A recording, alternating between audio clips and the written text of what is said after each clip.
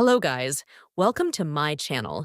Today in this video, I will show you how to fix KB5077239 update not installing on Windows 11 version 2 6H1. First, click the Start menu and type CMD in the Windows search bar.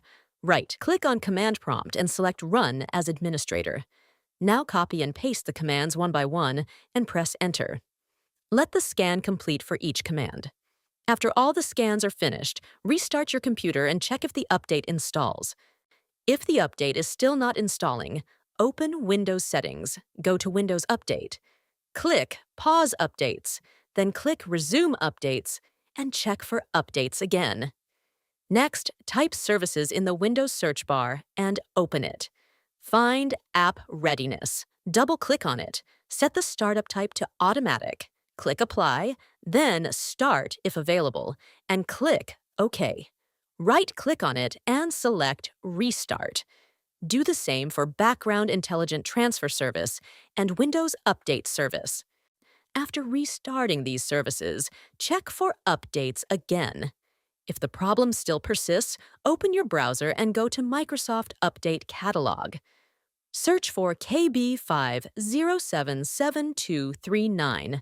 Now check your system type by going to Settings, System, About.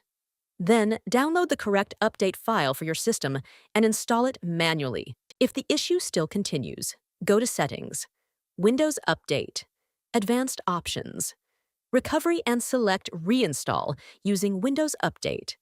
This will reinstall your current Windows version without deleting your files or apps. If the update still fails, download the Media Creation tool from the Microsoft website. Run the tool, download the Windows 11 ISO file, open the ISO file, and run the Setup file. Make sure the option Keep Personal Files and Apps is selected, then start the installation. After the installation is completed, restart your computer and check for updates again. One of these steps should fix the problem. Don't forget to like and subscribe if this helped.